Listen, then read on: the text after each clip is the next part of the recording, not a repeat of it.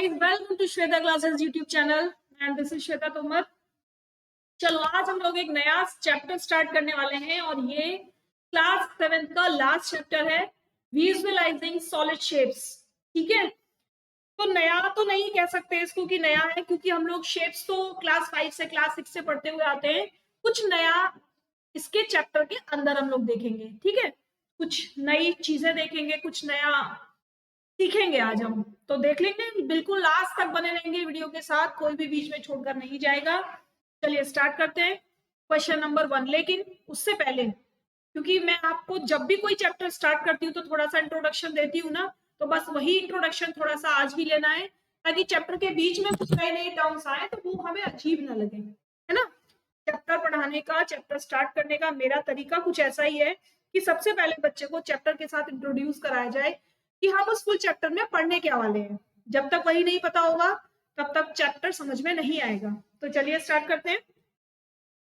देखो, ये फिगर्स कुछ आपके सामने बनी हुई है, plane figures and solid shapes.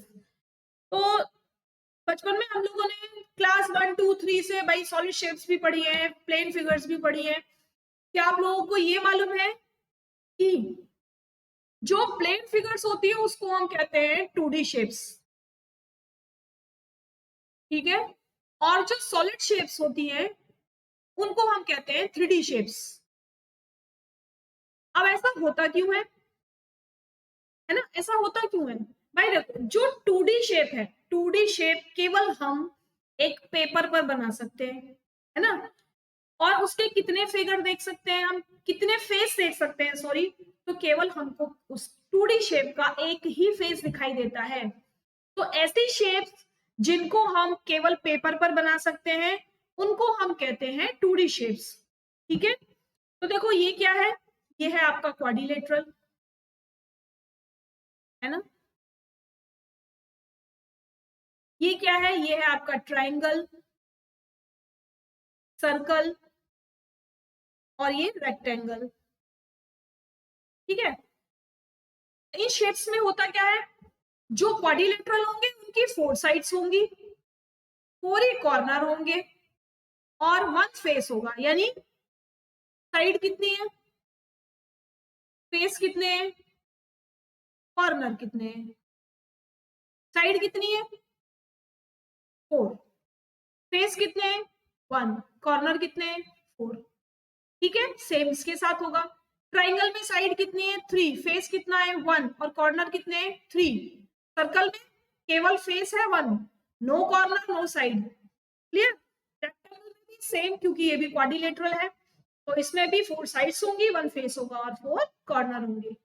अब आते हैं सॉलिड शेप्स की तरफ, यानी जो 2D शेप्स हैं इन्हीं से सॉलिड शेप्स बनती हैं। ठीक है, यहां से स्टार्ट करते हैं। देखो, आपने अपनी बुक देखी होगी, आपने माचिस का पैकेट देखा होगा, है ना।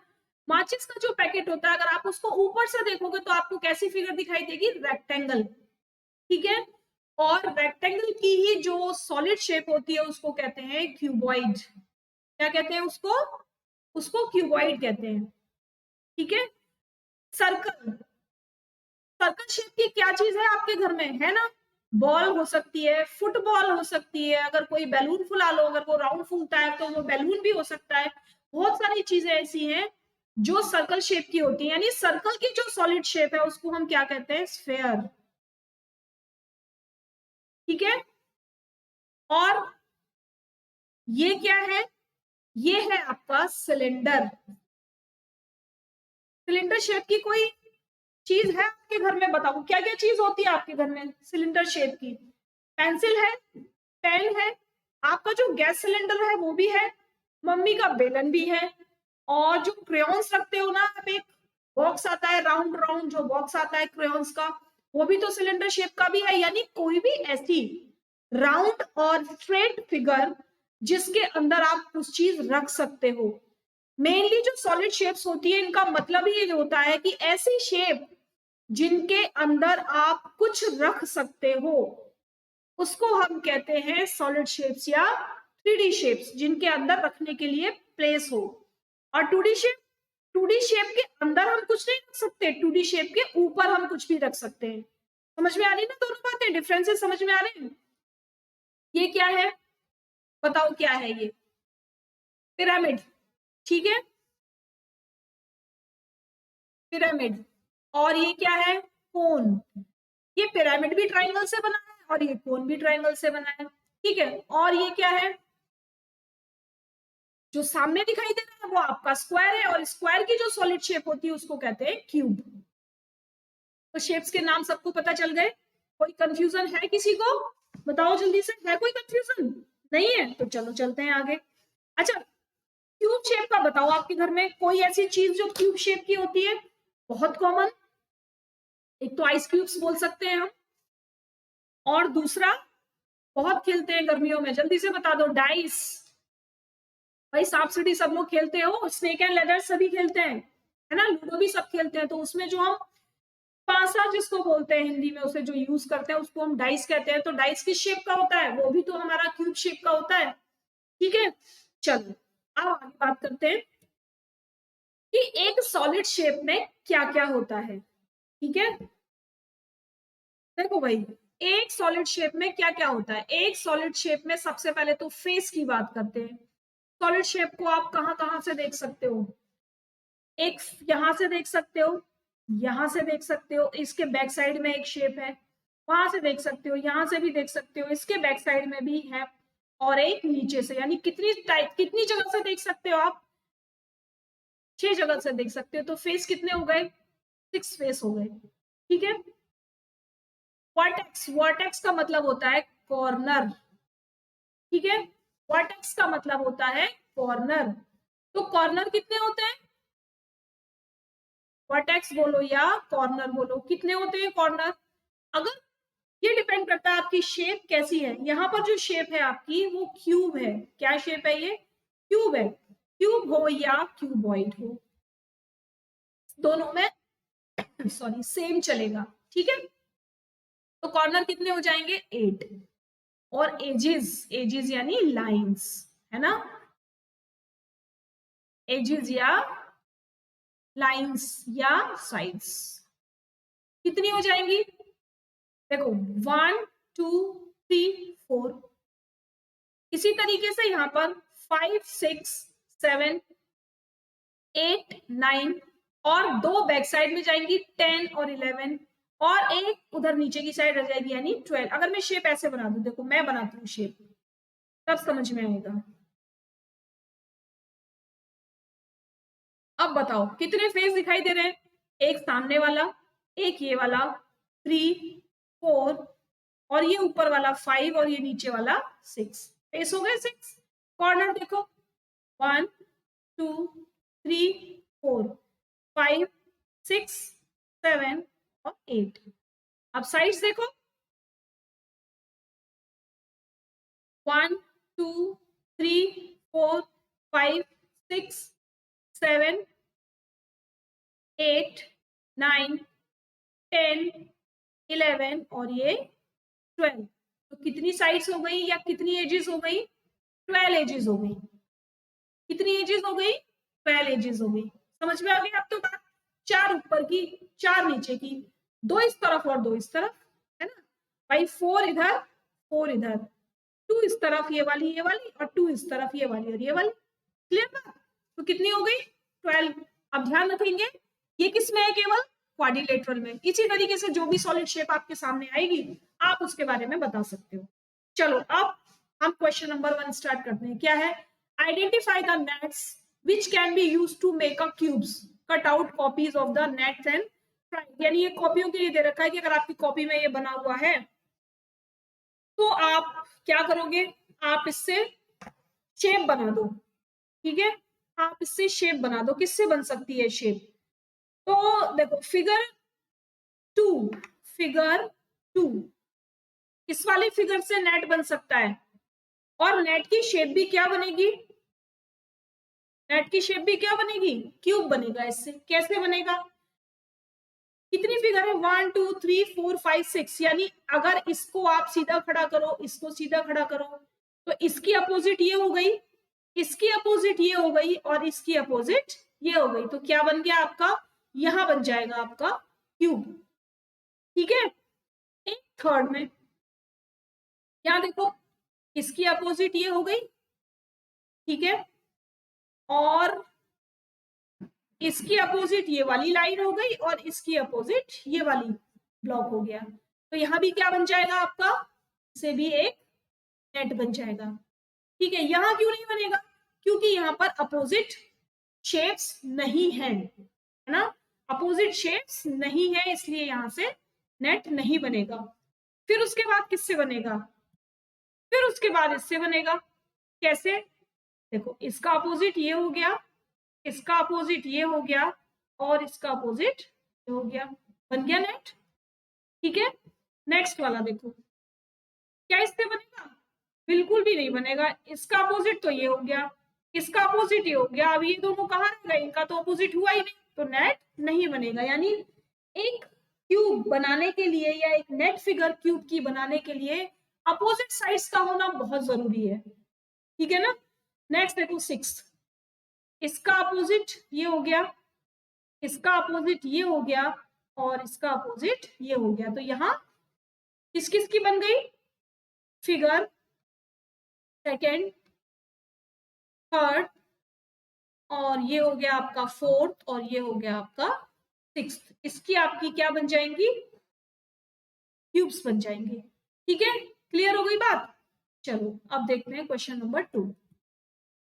Dice are cubes with dots on each face. सबने डाइस देखा है, उसके हर फेस पर क्या होते हैं, डॉट्स होते हैं ना, 6 तक डॉट्स होते हैं ना, 1 2 3 4 5 6, ठीक है।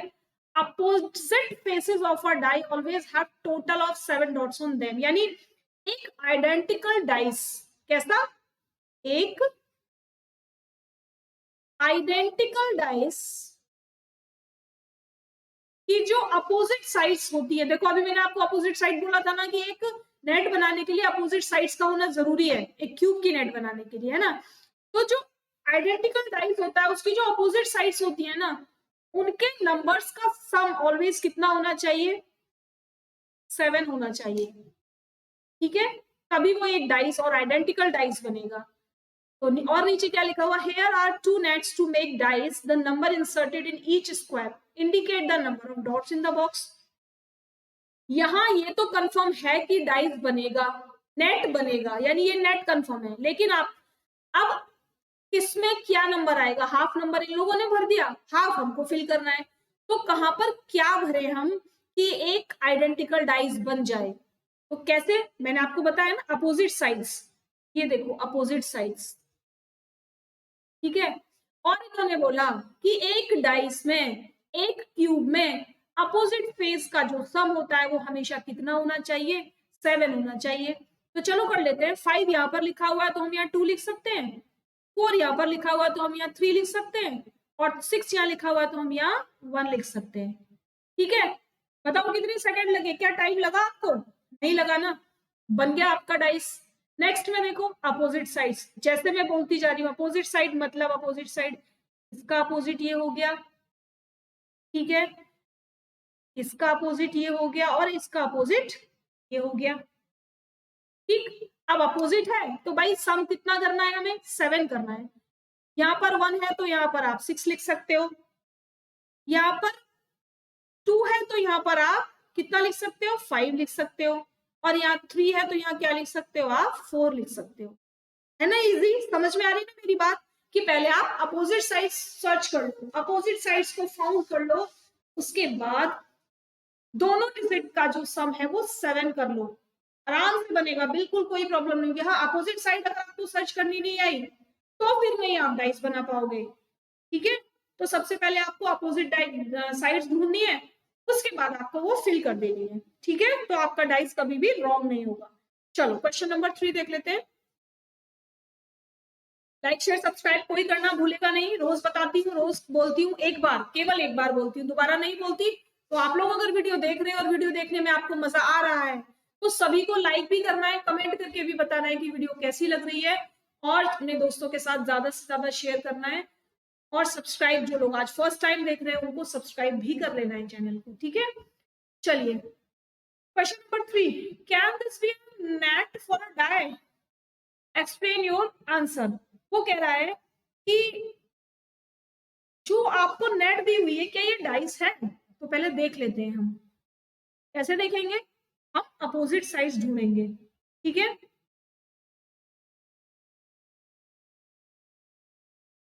अपोजिट साइड्स ढूंढेंगे तो इसका अपोजिट ये, इसका अपोजिट ये, और इसका अपोजिट ये। अब टोटल करो, 4 + 1 2 + 5 3 + 6, कितना हुआ 5 7 और 9। तो क्या बताओ मुझे, इनके अपोजिट साइड्स को प्लस करने के बाद 7 आया? नहीं आया, नहीं आया ना। बस यही हमारा आंसर मिल गया। वो कह रहा है can this be a net for a dice, explain your answer. अपने आंसर को, भाई ये तो पता चल गया कि नहीं है। क्यों नहीं है? क्योंकि 7 नहीं है सा, इसलिए नहीं है। तो हम क्या लिखेंगे? नो। अब कॉमा लगा के लिखेंगे।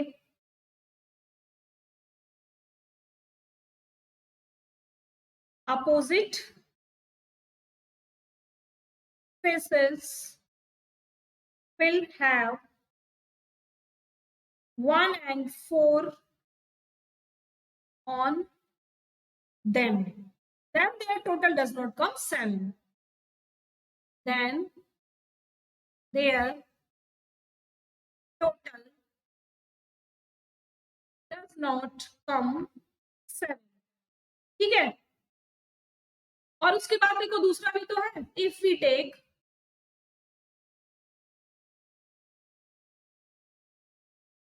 3 and 6 on them, on the opposite faces,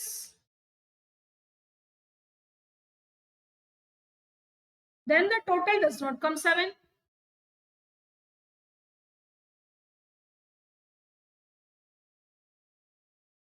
Not come 7, यानी 4 + 1 को प्लस किया तो भी 7 नहीं, और 3 + 9 को प्लस किया तो भी 7 नहीं है। Hence this cannot be a dice.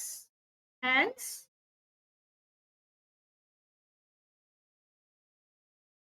cannot be a dice. Clear बात? क्लियर बात, समझ में आ गई एकदम? चले आगे, चलो नेक्स्ट क्वेश्चन। क्या है next question? Here is an incomplete net for making a cube. क्या बनाना है? क्यूब। किससे बनेगा? स्क्वायर से, है ना। Complete it in at least 2 different ways. तो अलग अलग तरीके से आपको एक नेट बनानी है जिससे ये परफेक्ट क्यूब बन जाए। तो देखो, एक तो इसी में बनाते हैं, बाकी पढ़ने की जरूरत नहीं। Remember that cube has 6 faces, सबको पता है 6 फेसेस होते हैं, तो कम से कम 6 स्क्वायर इसमें होने चाहिए। How many are there in the net? There कितने हैं? 1 2 3। देखो, अब एक इधर बना दूं और एक इधर बना दूं, कितने फेस हो गए? 4 और 5। एक की और जरूरत है, ये वाली साइड ऐसे खड़ी हो जाएगी, ये वाली साइड ऐसे खड़ी हो जाएगी, ये ऐसे और ये ऐसे। अब क्या रह गया भाई? ढक्कन रह गया ऊपर का, यानी ये जो शेप बन गई ऐसे, ये ऐसे बन गया। अब ये छत रह गई, तो क्या करेंगे? चाहे तो एक इस तरफ बना दो, चाहे एक उस तरफ बना दो, तो ये क्या हो जाएगा? ये इस तरीके से ढक्कन ये यहाँ कवर हो जाएगा। ठीक है, समझ में आ गया ना? बस अब देखो एक और बनाते हैं।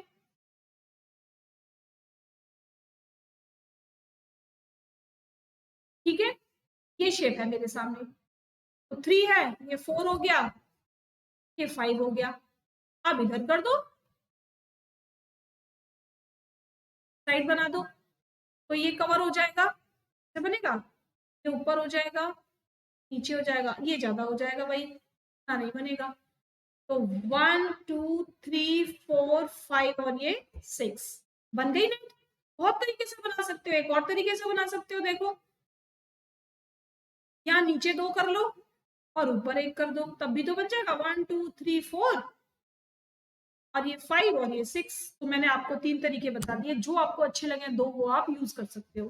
ठीक है, चलिए नेक्स्ट देखो। Match the nets with appropriate solids, यानी यहाँ पर क्या दिया हुआ आपको? नेट दी हुई है, ये क्या है? आपके सॉलिड है।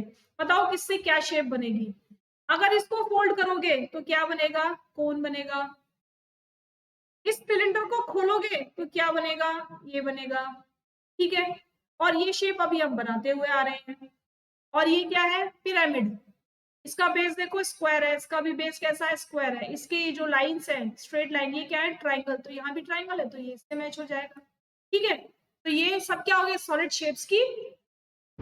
एक क्वेश्चन में 2 क्वेश्चन कर लिए हमने, एक तो सॉलिड शेप्स देख लिया और सॉलिड शेप्स की नेट कैसे बनती है वो भी देख लिया। तो गौर से देख लेना इस क्वेश्चन को एक बार, भाई नेट भी समझ में आ जाएगी आपको कि किस शेप की नेट कैसे बनेगी, पिरामिड की कैसे बनेगी, सिलेंडर की कैसे बनेगी और कोन की कैसे बनेगी। ठीक है, चलो आज के लिए केवल इतना ही रखेंगे, कल करेंगे बाकी का। फिलहाल नया चैप्टर है तो आप लोग एक बार देख लेंगे इन शेप्स को, और कल की क्लास में हम क्वेश्चन नंबर 5 से आगे स्टार्ट करेंगे। तो इसी तरीके से वीडियोस को देखते रहिए, लाइक शेयर और कमेंट करते रहिए। ठीक है, कमेंट करके सभी लोग बताएंगे कि वीडियो कैसी लगी। Thanks for watching, bye bye.